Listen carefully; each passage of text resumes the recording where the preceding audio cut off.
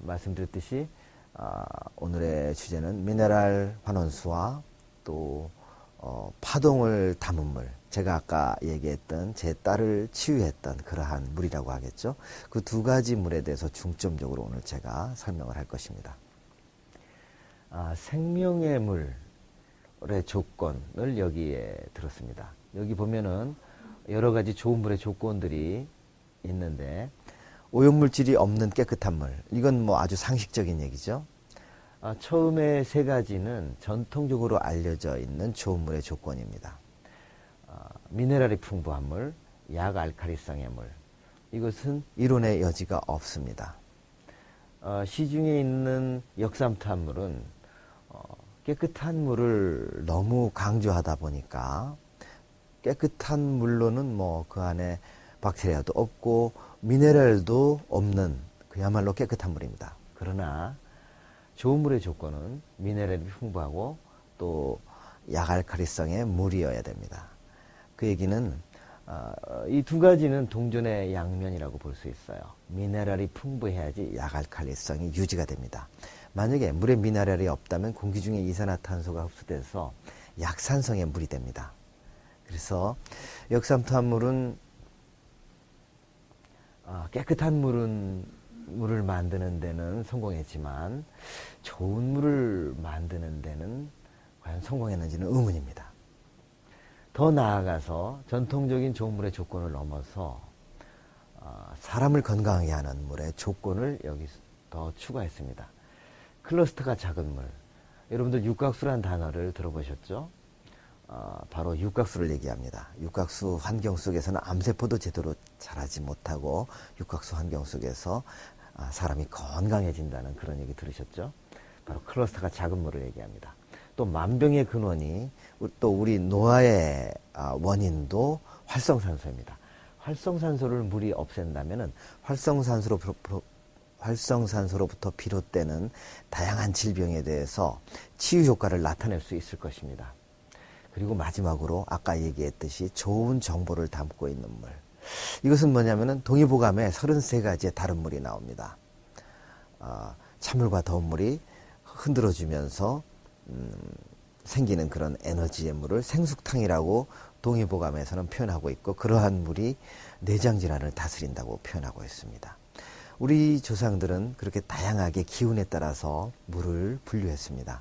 그러나 지금 그 물에 담겨 있는 그런 에너지를 측정할 수 없기 때문에 그것을 비과학으로만 우리는 생각을 하고 있죠. 그러나 현대과학이 발전하면서 아까 보았듯이 물에 담겨 있는 그런 에너지, 물질의 파동도 과학의 대상으로 이제는 연구를 하고 있는 상황입니다.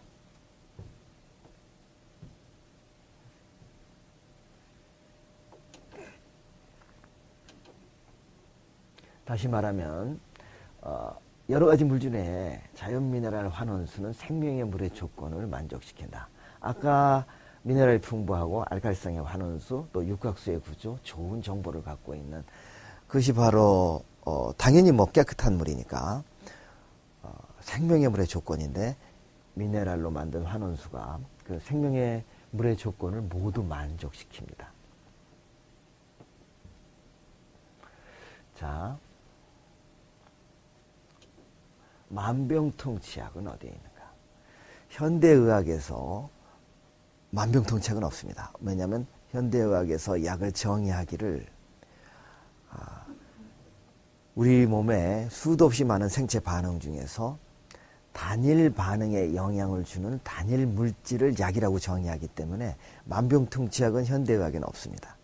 그럼 만병통치약이 과연 있을 수나 있을 거야?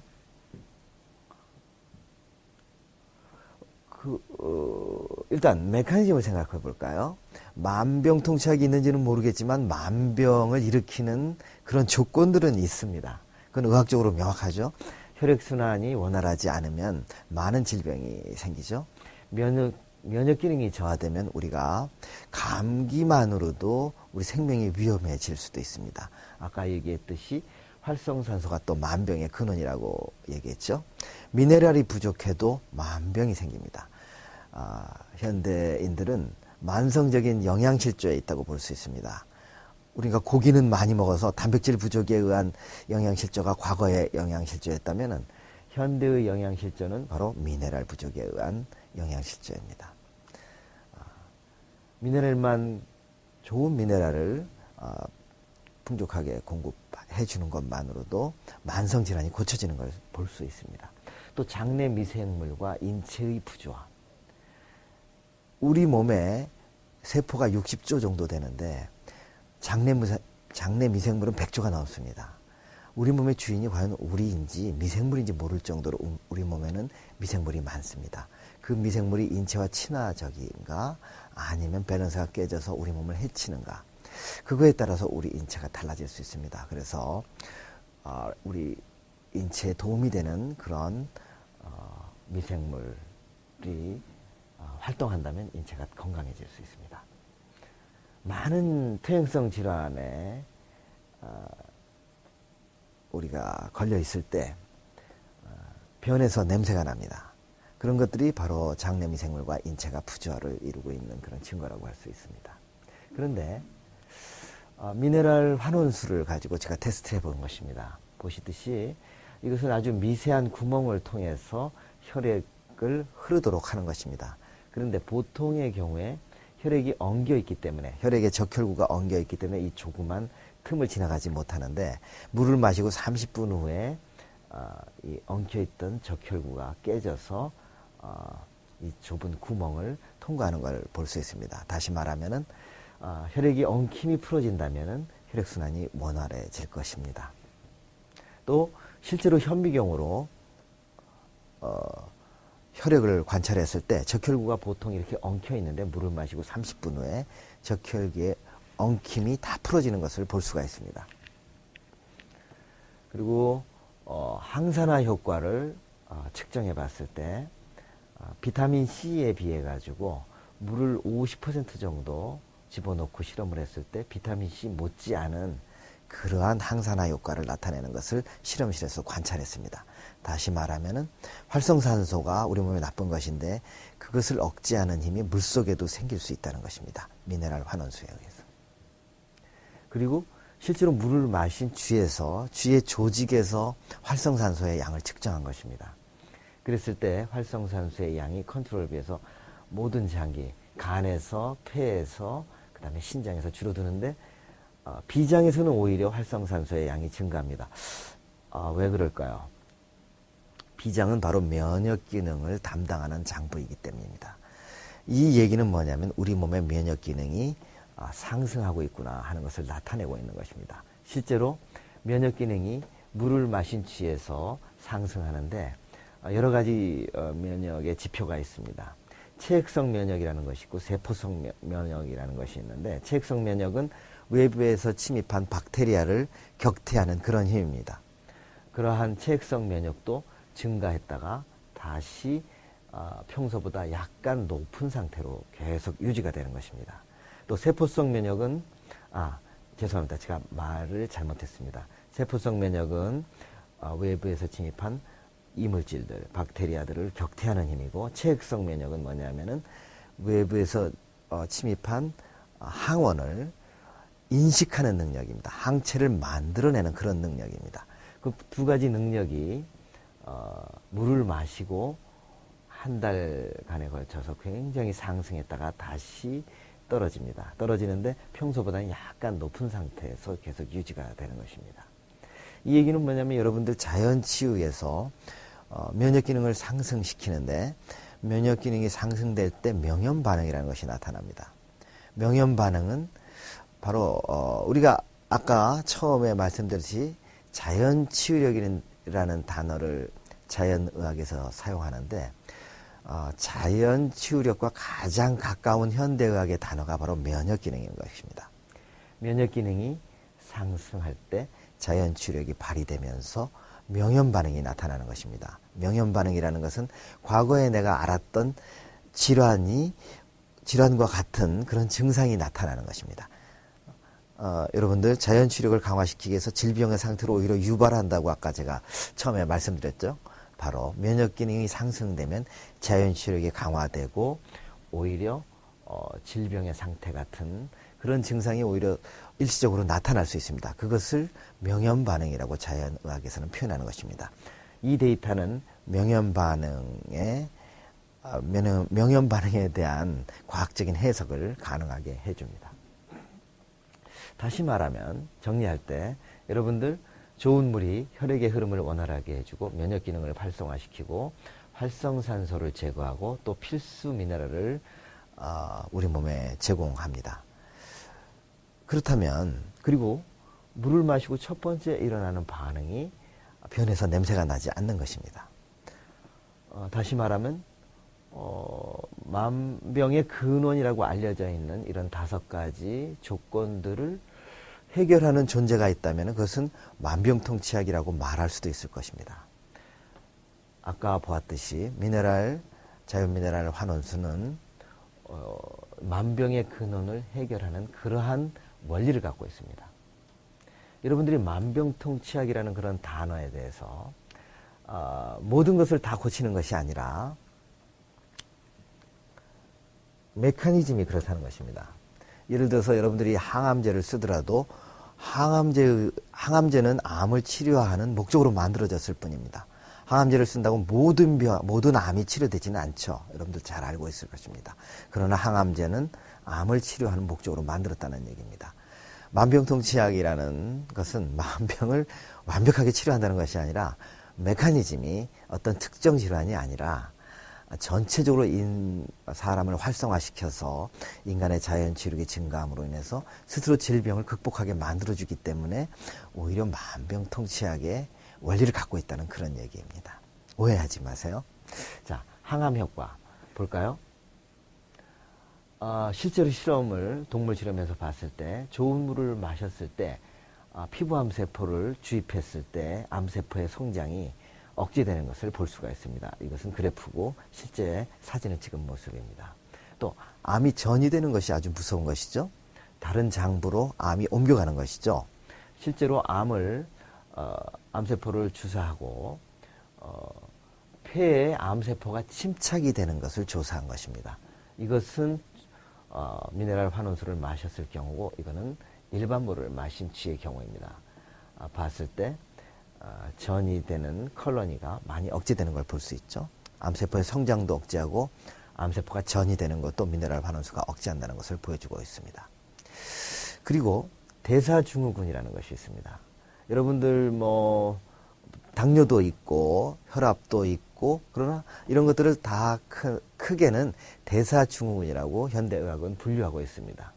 대사증후군을 정의할 때는 혈당이 높은 것, 그 다음에 중성지방이 높은 것, 그 다음에 콜레스테롤이 높고 또 콜레스테롤은 좋은 콜레스테롤과 나쁜 콜레스테롤이 있는데 좋은 콜레스테롤을 HDL이라고 그러는데 HDL이 낮은 것을 대사증후군이라고 또 바라보고 있습니다. 비만, 혈압 이런 것들을 대사증후군의 지표라고 보고 이 중에 3가지에 해당이 된다면 여러분들은 대사증후군으로 현대학에서 분류하고 있습니다. 당뇨가 태생적으로 발현이 되는 그런 올레 TF라는 쥐를 유전공학적으로 만들어서 미네랄 환원수를 마시게 하고 측정을 해봤을 때 중성지방이 현저하게 컨트롤 쥐에 비해서 줄어드는 것을 관찰할 수 있습니다. 그리고 혈당도 떨어지는 것을 알 수 있습니다. 혈당이 원래 엄청나게 올라가도록 디자인되어 있는 쥐이기 때문에 혈당이 오르는 것을 막을 수는 없었습니다만은 상대적으로 컨트롤 쥐에 비해서 혈당이 낮은 것을 오랫동안 관찰한 결과 알 수 있었습니다. 콜레스테롤도 마찬가지입니다. 전체적으로 콜레스테롤이 떨어지고 있습니다. 그런데 재밌는 것은 여기 데이터로 표현을 못했습니다만 HDL이라는 우리 몸에 도움이 되는 그러한 콜레스테롤은 오히려 상승하는 것이 또 관찰이 되었습니다.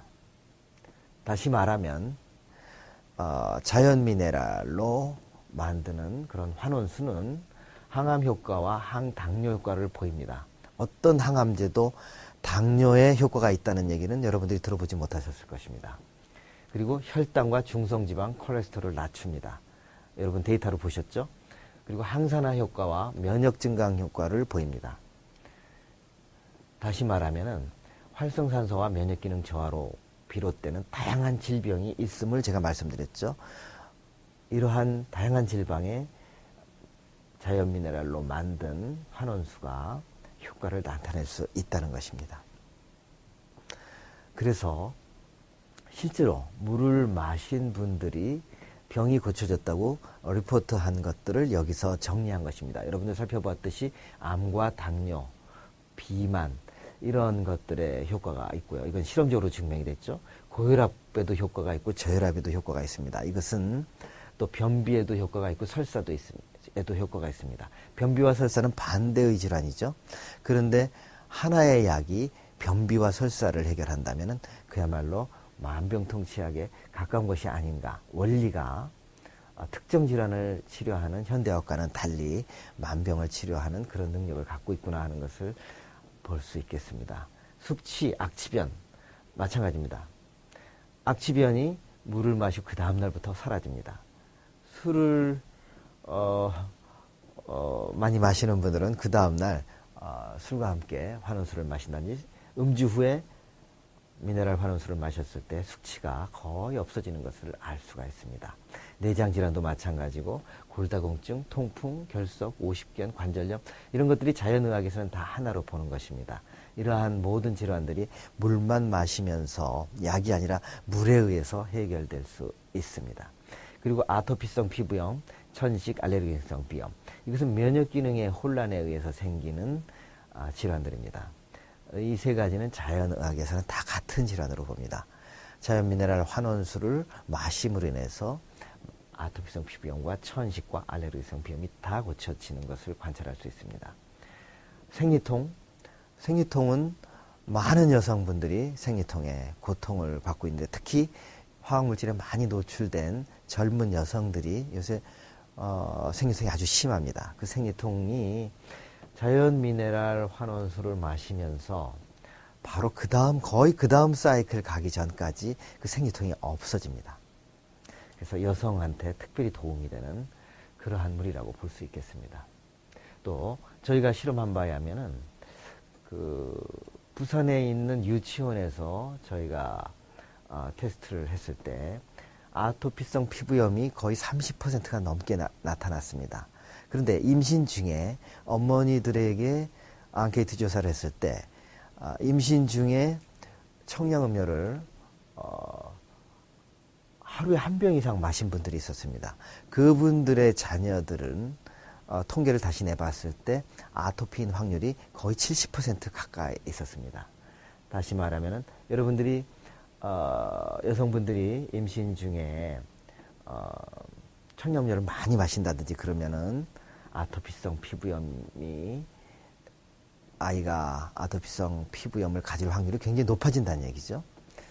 왜냐면은 태아는 양수를 먹었다 뱉었다 하는 그런 작용을 하고 있습니다. 엄마가 마시는 청량음료나 카페인 음료가 태아에도 영향을 주는 것이죠. 그래서 양수가 깨끗해야 하는 것이 중요한데 바로 자연미네랄 환원수를 마셨을 때 양수가 아주 깨끗하게 관찰이 되는 것을 우리가 토끼 실험을 통해서 관찰을 할 수 있었습니다. 실제로 중금속을 오염시켰을 때 양수에서 중금속의 농도가 20배 이상 높게 관찰이 된 적도 있었습니다. 그러나 미네랄 환원수를 동시에 먹였을 때 양수에서 중금속의 농도가 상대적으로 낮게 나타났습니다. 다시 말하면은 좋은 물은 미네랄 환원수는 양수를 깨끗하게 하고 외부에서 들어오는 해로운 우리 몸을 해치는 태아를 해치는 해로운 물질에 대해서도 방어하는 그런 능력이 있다는 것을 보여주고 있는 것입니다. 아토피성 피부염이 심한 학생이 있었는데 모발 검사를 했을 때 납 중독인 것을 납의 농도 굉장히 높게 관찰되었습니다. 근데 미네랄 환원수를 줬을 때 한 달 후에 다시 검사했을 때 납이 다 사라져서 정상으로 회복된 것을 알 수 있었습니다.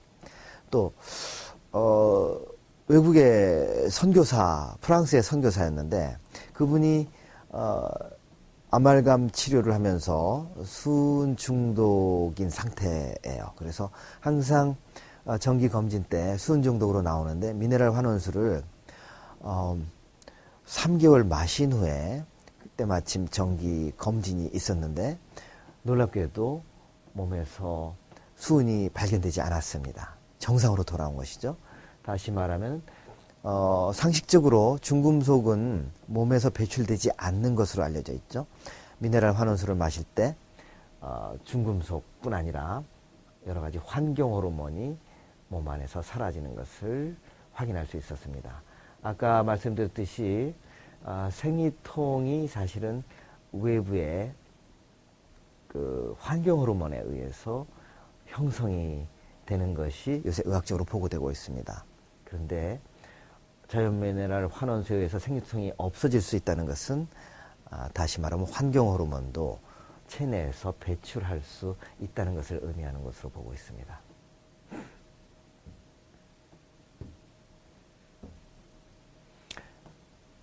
다른 의미에서 물이 답이라는 것을 여러분들이 느낄 수 있을 것입니다. 바로 물이 파랑새인 것입니다. 바로 자연미네랄 환원수가 수소를 형성하고 있는 것입니다. 2부를 다시 챕터 2를 정리하면 물은 지구 표면의 70%를 차지하고 우리 몸의 70%를 차지합니다.